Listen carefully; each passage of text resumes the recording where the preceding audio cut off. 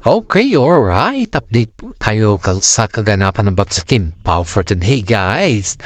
Tuwang-tuwa naman ako kasi si Paolo Avellino at saka si Kim Chi po ay nag-guest sa Pinoy Big Brother na kung saan po ay si Neneng Bading po ang nagsundo sa kanila sa guest room. Alam nyo ba, nakakatuwa sila guys kasi sa Pinoy Big Brother na kung saan po ay sa mga hindi nakakalam po may konting bigilan po ako ng konting kalaman. Si Kim Chiu po ay nanalo bilang isang big winner sa Pinoy Big Brother. That's why the Big Brother invited Kim Chiu as a guest. Kasi nga po, isa naman si Kim Chiu na naging isang big winner po. At yan po yung bago nakilala si Kim Chiu bilang isang Kim Chiu ay naging big winner muna siya guys ng Pinoy Big Brother. That was ang mga classmate niya nun sa Pinoy Big Brother is sila Gerald Anderson at that's why I just only remember Gerald Anderson. That's the time guys na naklicking Kimi Raul sa anin. Of course, ito na, balik tayo dito. Napakaswerte ng Kim Pao dahil ang pag-welcome sa kanila ng mga ka-housemate doon sa Pinoy Big Brother ay talagang napakaganda. Todo effort naman yung mga candidates sa Pinoy Big Brother na nandun sa loob ng bahay dahil alam naman nila guys na ang kanilang bisita is very very popular and very very decent. At walang iba yan kundi sila Paolo Avellino at saka si Kim Chiu guys. You know ang kanilang tema guys is in Spanish word or may pagkatagalog pero they are trying their best to yung accent ba na parang magkaroon sila ng accent na parang Spanish at saka parang Finland yung dating nila, parang France, ganun guys. So, kita naman natin dito guys na napakasaya naman nila na pag-welcome sa net. Napaka-special nilang dalawa. Isipin mo si Paolo Avellino talaga ay pihikan. Kitang-kita mo doon yung pagka-mahinhin niya, yung tahimik na mahinhin na hindi mo alam kung paano siya umismile or ano ba yung reason paano siya umismile. Dahil nandyan naman si Kimi, kitang-kita mo naman yung si Kimi ang nagdadala sa lahat.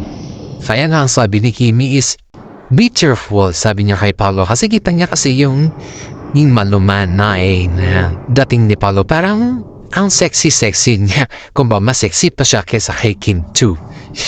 and you know guys natatawa yung mga nasa loob ng bahay sa kanila kasi ang pag-approach kasi nila kay Paolo Avellino it's look like kay Kimi din pero hindi nila alam na mahihain si Paolo Avellino. First time daw nilang makita si Kim Chiu na at saka si Kimi sa personal guys kaya sobrang sikat sila sa sobrang saya nila kaya ang lahat ng mga effort nila ay hindi nawala kundi talagang pinakita nila na sila ay masaya sa loob ng bahay at yan po ay napapasalamat sila Paolo Avellino at saka kay Kim at si Kim Chiu dahil nakita ng mga housemate at nakita din ng mga Kim Pao ang mga housemate kung paano sila winelcome at kung ano yung ugali mayroon sila dun guys. You know guys, yun dito sa ating mga nakita or napanood ba in actual ba ay si Kim Chiu po ay pag kinatanong siya ng mga housemate patungkol sa kanyang love life at si Paolo patungkol sa kanilang status ba ay talagang panay ng iwas sa mga tanong ng mga housemate noong saan ay iniiwasan niya talaga kung alam niya ng patungunan dun yung matanong ibahin niya na naman yung mga kumbaga is umiwas talaga siya kasi ayaw niya kasi mabok kung anong meron sa kanila ni Paolo Avellino at alam naman din natin kung anong meron na sa kanila matagal na guys Ngayon guys ito, pag si Kimi naman po yung nagtatanong sa mga housemate, halos kahit kalit-liitan tinatanong, halos lahat ng tinatanong niya. Siyempre, kung ikaw kaya yung hot seat na tanongin dyan ni Kimi sa mga love life mo sa personal ba? Aba, may nahatid sa housemate guys. Napaamin tuloy si housemate kay Kimi at sabi pa niya, "Nan-showbiz ba siya?"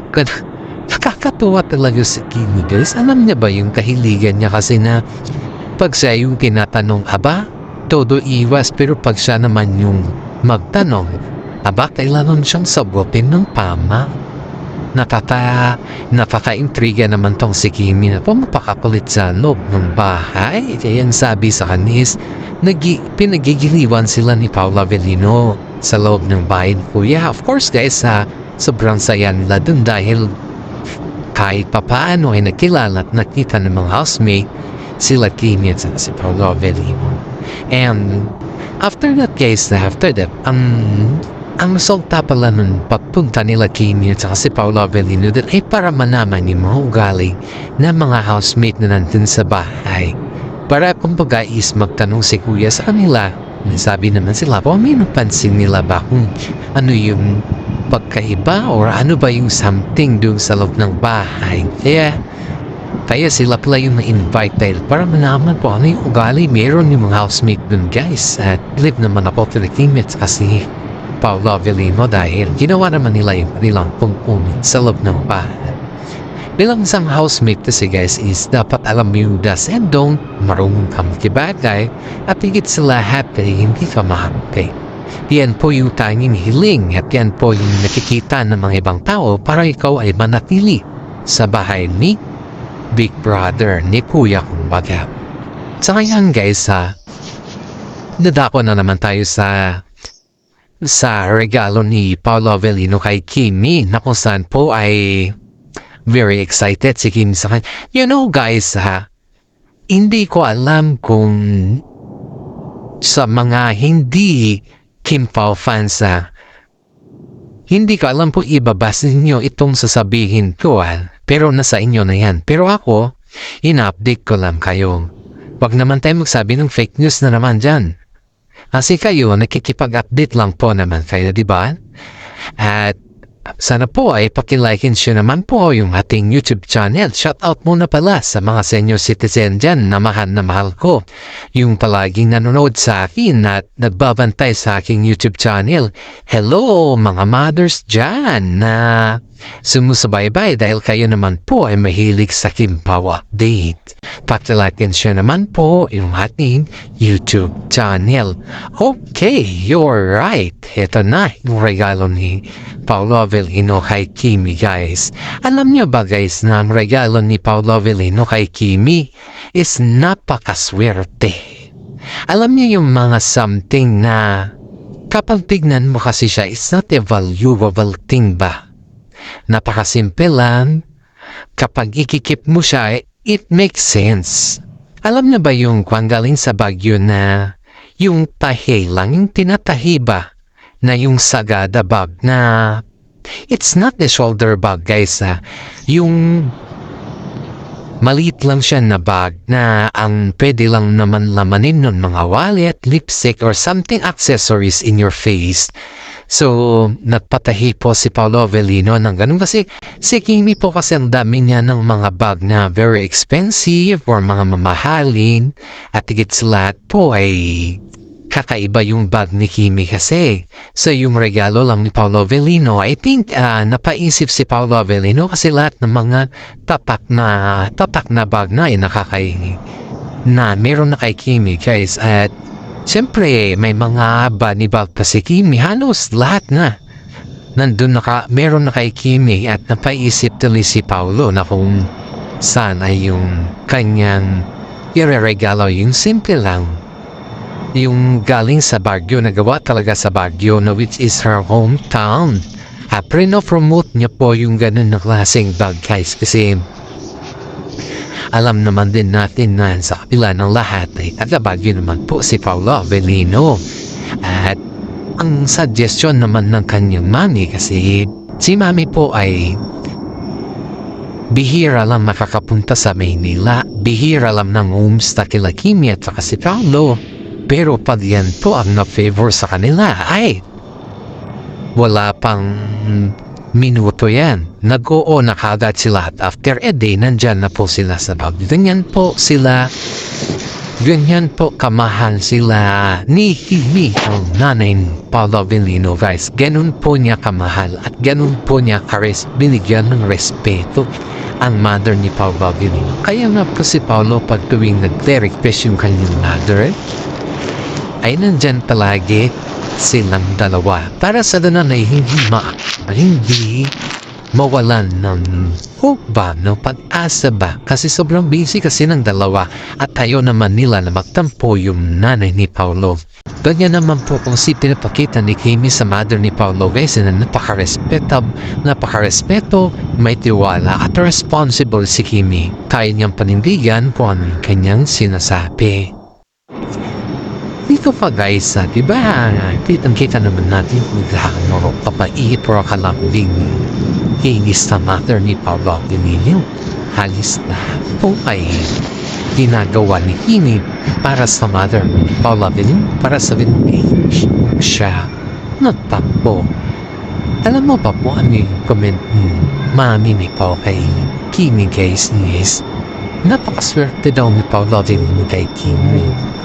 Alam niya kung kailan daw na yung maging kapartner ni si Kimi, din daw po nagtinok si Paolo Avellino. So, ibig sabihin po niyan, guys, ay they're always defying for everything. That this is the prime for everything para kay Paolo Avellino, para ayusin yung kinubuhay mo pa. Alam naman din natin na sa kabla ng lahat ng pagsunod sa buhay ni Paolo Avellino, ay linabanan niya yun kahit anong klaseng issue yan. Tungkol sa na ay nilabanan niya talaga yun, guys. At sa tulong naman ni Kimi sa ngayon ay yun po nagpapasalamat si Paolo Avellino kay Kimi dahil sa kanyang tulong. Of course, guys, ay ito pa. Diba ang dami nilang na-receive na award? May mga award din kasi naganap ng isang araw. Alam niyo ba kung para kanino yung mga award na yun? Ibinahagi ng Kim Pao sa kanilang mga Instagram na para sa ating yun, ng mga fans sila at para din sa mahal nila sa buhay. So we are counterpart of that award. Kasi wala naman yung award na yan kung wala naman po tayong nagboto sa kanila. At ito pa, ang laki ng pinagbago ni Paolo Avellino simula nung kasama niya o naging katambal niya si Kim Chiu sa showbiz. Ang dami nakapansin po na halos umiba na si Paolo Avellino, hindi na siya masyado umiinom at naninigarilyo. Because just like before, guys, ang mga artista naman, guys, is umiinom naman mga yan, nagbe-vape naman mga yan, nagsisigarilyo din mga yan. Pero, hindi lang kasi na nilalantad din sa public kasi nga may tinatawag silang public appearance. Public appearance kasi pag nakita ka kasi ng public or napiyosi sa public, ang daming tao nakikita sa'yo. Parang mawawalan kasi sila ng gana ba? Dahil pinapakita mo sa public na ikaw ay may bisyo. Parang gusto ko sila mga ibang fans na mga pihikan. Except niya kasi hindi naman ako pihikan. Ay yung walang bisyo or something ang tignan and alam niya kasi susundin ng kanyang sarili. Kumbaga it's a presentable na tignan sa kanya. Iyan po yung kwan ng mga fans na pihikan na yung mga maaarte. Kaya nga po ako napatawa dahil ayon dito sa relatives ni Paolo Avellino, ang laki daw ng pinagbawa ni Paolo sa simula nung naging sila ni Kimi. And beside daw, yung kay Aki naman, guys, is talagang obligado daw si Paolo sa ngayon. Halos lahat ng mga request ni Aki ay binibigay na ni Paolo. Dahil alam niya naman na sa kabila ng kakulangan niya noon, na wala pa siyang konting kita or hindi pa sapat yung kanyang kita, ay napapadala naman siya sa abot lang ng kanyang makakaya. Pero as of now, guys, kasi medyo may sinasabi na yung kita ni Paolo Avellino, ay dun naman po niya binubuhos ang lahat. Dahil nag-iisa lang naman si Aki sa kanyang buhay, maliban sa kanyang parents at saka kay Kim Chiu, guys.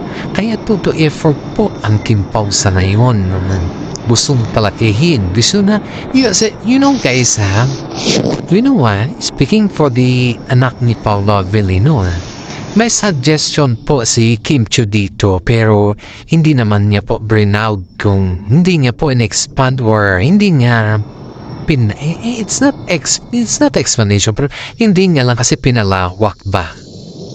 Para may suggestion siya dito about kay Aki na if ever ba na magtungtunata sa akin ng high school ay kung gusto niya Aki na lumipat dito sa Pilipinas para makausap or para makabanding din niya yung kanyang father, why not naman daw kung gusto lang daw ni Aki. Pero pag ayaw naman daw ni Aki, hindi naman daw nila pinipilit or pipilitin. Kasi ang hirap naman guys na pipilitin mo yung isang tao kung ayaw naman daw, diba? At saka wala pa naman sa tamang edad si Aki para mag-choose kung ano yung kanyang gusto. Kaya hihintay lang po nila yung anong decision ni Aki kasi si Aki lang naman po ang nakakaalam dyan kung saan siya komportable.